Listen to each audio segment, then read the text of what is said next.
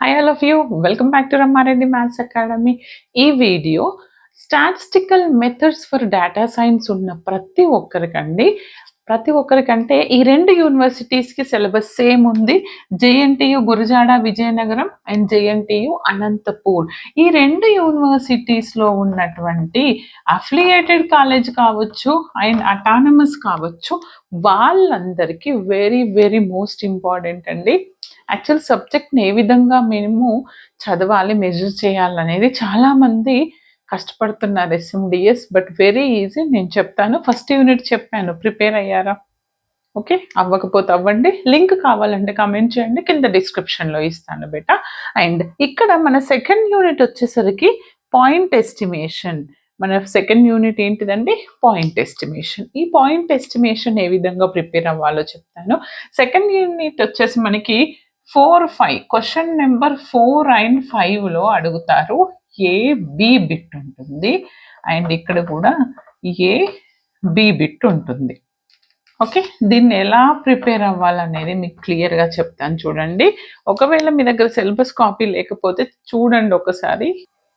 చూడండి అమ్మా, ఇక్కడ మనకి కొన్ని మెథడ్స్ ఉన్నాయి, వాటిని డివైడ్ చేద్దాం. ఫస్ట్ పాయింట్ ఎస్టిమేషన్లో మీరు కంపల్సరీ, నేను చెప్పాను, what is a point estimator. First of all estimate అంటే ఏంటిది, ఎస్టిమేటర్ అంటే ఏంటిది, తర్వాత పాయింట్ ఎస్టిమేషన్ అంటే ఏంటిది, మరి బయాస్డా అన్బయాస్డా.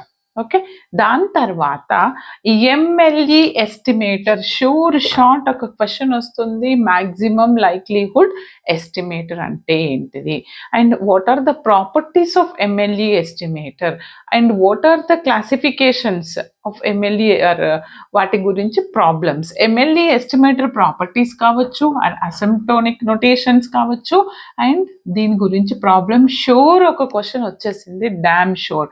తర్వాత మనకి మెథడ్ ఆఫ్ మూమెంట్స్ ఉంది and method of least squares అని ఉంది, right? Method of moments and method of least squares. And ఇంకేమి ఇచ్చారంటే లార్జ్ ఎంఎల్ఈ ఎస్టిమేటర్ అప్లికేషన్స్ అంటే ప్రాబ్లమ్స్ అండి. Okay, and large sample properties అని ఉంది. ఈ మూడిట్లో నుంచి ఒక క్వశ్చన్ వస్తుంది, షూర్ వస్తుంది. And first of all MLE estimator properties చదివేటప్పుడు మనకి ఆల్రెడీ 4 ప్రాపర్టీస్ చెప్పాను, ఎఫిషియన్సీ, సఫిషియన్సీ. ఓకే, అవన్నీ చెక్ చేసుకోండి. వాటి మీద ఎంఎల్ఈ ఎస్టిమేటర్ నుంచి బైనామియల్ అడిగినా అండ్ మ్యాక్సిమం లైక్వుడ్ ఎస్టిమేటర్ నుంచి మనకి బైనామియల్ కావచ్చు, పాయిజన్, డిఫరెంట్ ఆఫ్ డిస్ట్రిబ్యూషన్స్ మనం ప్రూవ్ చేసాము. అవి అన్నీ చూసుకోండి. వాటితో పాటు మెథడ్ ఆఫ్ మూమెంట్ మీద problem and method of this is least squares and large sample యొక్క ప్రాపర్టీస్. ఇక్కడ వరకు అయితే మీకు కంపల్సరీ ఒక 10 మార్క్స్ 100% వస్తాయండి. అండ్ ఇది చదివేటప్పుడు ఇంకొకటి మెథడ్ ఆఫ్ ఇలా అడగొచ్చు, what are the types of what are the methods of point estimation అంటే మనకి 3 టైప్స్ ఉంటాయి ఇక్కడ. అండ్ వాటితో పాటు ఇంకా కొన్ని టైప్స్ ఉన్నాయండి. ఇది ఏంటిదంటే method of minimum chi square ఒకటి, method of modified chi square ఒకటి, అండ్ దీంతో పాటు maximum likelihood estimation and applications. ఏంటిదంట asymptotic maximum likelihood, asymptotic maximum likelihood estimator and applications. Okay, ఇవి 2 బిట్స్ నేను కవర్ చేస్తాను ఈ 2 డేస్లో. ఓకే, అండ్ దీంతో పాటు వేరే డిఫరెంట్ పేపర్స్ చెప్పినప్పుడు నేను చెప్పాను బయాస్డ్ ఏంటి, అన్బయాస్డ్ ఏంటి, పాయింట్ ఎస్టిమేషన్ ఏంటిది, అందులో ఉన్న ప్రాబ్లమ్స్ ఏంటని. అవన్నీ చెక్ చేసుకోండి బిడ్డ. మీరు షూర్ ఒక క్వశ్చన్ చేస్తారు, మేడం నేను ఇది ఏవి చదవను అన్న వాళ్ళు అట్లీస్ట్ ఎంఎల్ఈ ఎస్టిమేటర్ అంటే ఏంటిది, what are the properties of MLE means maximum likelihood estimator, and what are the problems, ఏవేవి డిస్ట్రిబ్యూషన్స్ని ఎంఎల్ఈ నుంచి మనం సాల్వ్ చేసామో అవన్నీ నేర్చుకున్న తర్వాత method of moments and method of least squares వరకు నేర్చుకున్న మినిమం 5 మ్యాక్సిమం 7 మార్క్స్ వస్తాయి. ఓకే, ఈ విధంగా ప్రిపేర్ అవ్వండి. ఈ యూనిట్లో నేను ఎవ్రీడే కవర్ చేస్తూనే ఉంటాను, ఎందుకంటే ఇది కొంచెం ఇక్కడ డిఫరెంట్ 2-3 మెథడ్స్ ఉన్నాయి. ఇవి కవర్ చేస్తే యూనిట్ అయిపోతుంది. Next will discuss hour unit 3. చూడండమ్మా, నెక్స్ట్ వచ్చేసరికి మనకి ఇది ఇంటర్వెల్ ఎస్టిమేషన్. ఇది ఇంటర్వెల్ ఎస్టిమేషన్ అంటే ఏం లేదండి, ఇండైరెక్ట్గా కాన్ఫిడెన్స్ ఇంటర్వెల్స్ గురించి మొత్తం క్లియర్గా నేను ఆల్రెడీ రీసెంట్ వీడియోస్లో పోస్ట్ చేశాను, ఒక్కసారి చెక్ చేసుకోండి. బట్ కాన్ఫిడెన్స్ ఇంటర్వెల్ గురించి స్పెషల్ యూనిట్స్ మీ ఒక్కరికి మాత్రమే ఉంది, రిమైనింగ్ వాళ్ళకి ఎస్టిమేషన్స్ విత్ కాన్ఫిడెన్స్ ఇంటర్వెల్ ఉందండి. ఇక్కడ ఎన్ని ఉంటాయి అంటే మనకి కాన్ఫిడెన్స్ ఇంటర్వెల్స్లో 4 టైప్స్ ఉంటాయి. ఒకటి confidence limits for population mean and confidence అన్నిటికీ సేమ్. నేను ఆల్రెడీ మొన్న వీడియోలో చెప్పాను, 95% ఆఫ్ కాన్ఫిడెన్స్ ఇంటర్వెల్ ఇచ్చినప్పుడు స్టాండర్డ్ డీవియేషన్ ఏంటిది, 99 ఏంటిది, 99.7 ఇస్తే ఏంటి, 73 ఇస్తే ఏంటి, 90%. ప్రతి దాంట్లో ఈ 4 కేసెస్ ఉంటాయి. ఈ 4ని మళ్ళీ ఏ డిఫరెంట్ కేసెస్లో చూస్తామంటే confidence intervals for population mean. ఒకటి పాపులేషన్ మీన్ ఇచ్చినప్పుడు మనం ఫైండ్ అవుట్ చేస్తాము 4 cases. And confidence intervals for population proposition ఇచ్చినప్పుడు. అండ్ ఇంకొకటి ఏంటిదంటే confidence interval for difference of means. ఇక్కడ ఉన్నటువంటి దీన్ని డిఫరెన్స్ ఆఫ్ మీన్స్ అంటే μ1 minus μ2. And difference of propositions అంటే 2 ప్రపోజిషన్స్. ఇక్కడ ప్రపోజిషన్ P1 కదా, 2 ప్రపోజిషన్స్ యొక్క డిఫరెన్స్ P1 మైనస్ P2. అంటే ఈ 4 కేసెస్లో నుంచి షూర్ నాకు తెలిసి 100% ఇక్కడికే మీకు 14 మార్క్స్ వచ్చేస్తాయి. దీన్నే మీకు చాప్టర్ చేశారు అంతే.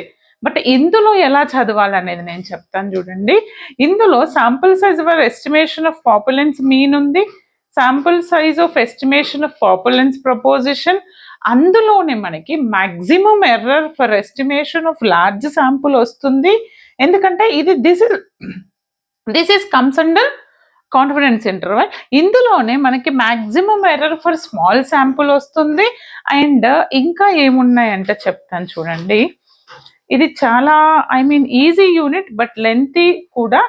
లేదు మేడం మీరు ఎక్స్ప్లెయిన్ చెయ్యండి అని అంటే నేను ఈ యూనిట్లో ఉన్న each and every problem explain చేయడానికి ట్రై చేస్తాను.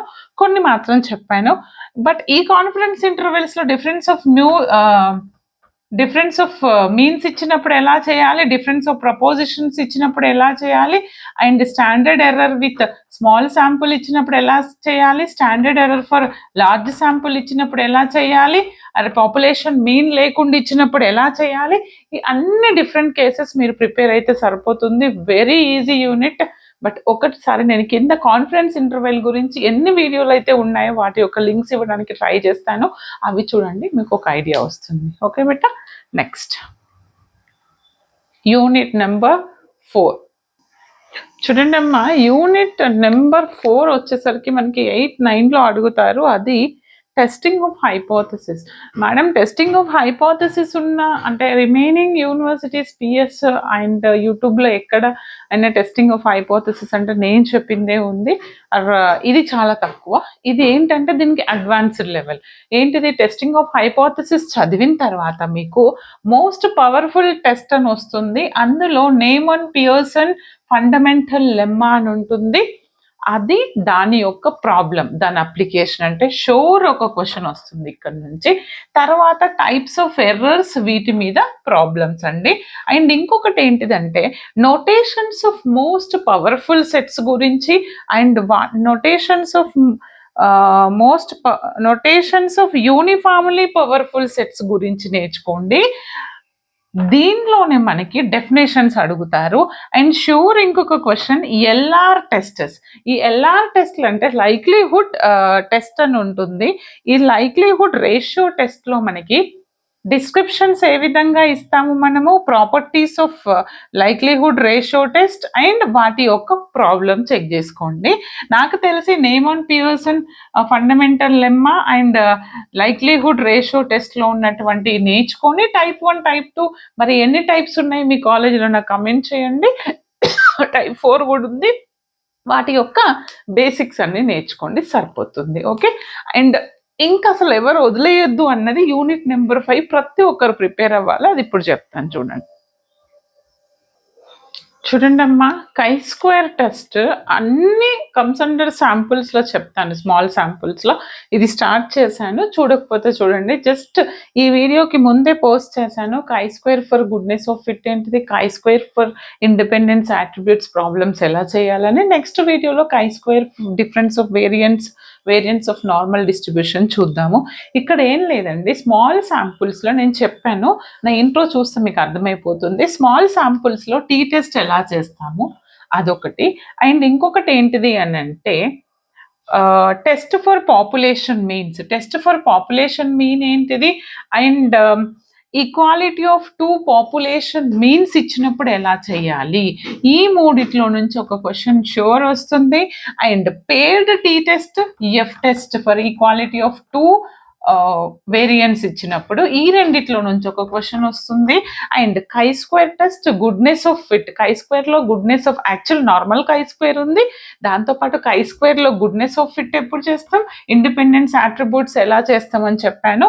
And chi-square for variances of normal distribution. నాకు తెలిసి ఈ మూడు కలిసి chi-square for variance of normal variance కనుక్కోవడం, ఈ మూడు కలిపి ఒక క్వశ్చన్లో వస్తాయి 100%. ఈ మూడు నేర్చుకున్న మినిమం 5, లేదు టఫ్గా ఇస్తే ఒకటే 10 మార్క్స్కి ఇవ్వచ్చు. అండ్ ఇంకొకటి ఏది ఇవ్వచ్చు మేడం ఇక్కడ అని అంటే, వీటి మీద ఎలాంటి డెఫినేషన్స్ అయినా ఇవ్వచ్చు, లేదా ఇక్కడ equality of 2 proposition means and ఇది ఉంది కదా టెస్ట్ ఫర్ ప్రపోజిషన్ మీన్స్ లో నుంచి ఆ స్టూడెంట్ టీలో ఇక్కడ రిపీట్ అయ్యే ఛాన్స్ ఉంది. బట్ మీరు అట్లీస్ట్ ఈ కాన్సెప్ట్ మొత్తం ఇవి ఇక్కడ ఇచ్చినవి నేర్చుకుంటే చాలు, యూనిట్ మొత్తం చేసేస్తారు. అండ్ ఇంకొకటి ఏంటిది అని అంటే, ఏది చేసినా 1కి 2 సార్లు 3 సార్లు ప్రాక్టీస్ చేయండి. ప్రాబబిలిటీ స్టాట్స్ కావచ్చు, SMDS కావచ్చు, చదివినప్పుడు బాగా వస్తాయి. ఈజీ, ఇలా చూసుకొని వెళ్ళిపోతారు. ఎగ్జామ్కి వెళ్తే అసలు పెన్ను ముందుకు కదలదు. అది ఎవరికి ప్రాక్టీస్ లేని వాళ్ళకి. కంపల్సరీ ప్రాక్టీస్ చేయండి. 1కి 4 సార్లు ప్రాక్టీస్ చేయండి. చదివిన 3 అయినా పర్ఫెక్ట్గా చదవండి. మరి ఇందులో ఏది ఈజీ మేడం, నేను ఏది చదవాలి అనే వాళ్ళకి అది కూడా చెప్తాను. మన ఫస్ట్ యూనిట్ ఒక్కటి వదిలేయొద్దు. ఫస్ట్ యూనిట్ మొత్తం చదవండి, 5th యూనిట్ మొత్తం చదవండి. అండ్ మీకు వీలైతే ఈ టెస్టింగ్ ఆఫ్ హైపోథెసిస్ కావచ్చు, లేదా interval estimation, confidence intervals very easy, చదివితే 3rd యూనిట్ మొత్తం చదవండి. అండ్ టెస్టింగ్ ఆఫ్ హైపోథెసిస్ ఒక హాఫ్ చదవండి. అండ్ ఇంకొకటి ఏంటిదండి, పాయింట్ ఎస్టిమేషన్ హాఫ్ చదవండి లేదా ఫుల్ చదవండి. నన్ను అడిగితే కాన్ఫిడెన్స్ ఇంటర్వెల్స్ బదులు ఇక్కడ పాయింట్ ఎస్టిమేషన్ మనకు వచ్చేసి 2nd యూనిట్ 1, 5, 2 యూనిట్స్ మొత్తం చదివేసి టెస్టింగ్ ఆఫ్ హైపోథెసిస్ ఒక హాఫ్ చదవండి అండ్ ఇంటర్వెల్ ఎస్టిమేషన్ ఒక హాఫ్ చదవండి, సరిపోతుంది. ఓకే, బట్ మిస్ అవ్వద్దు.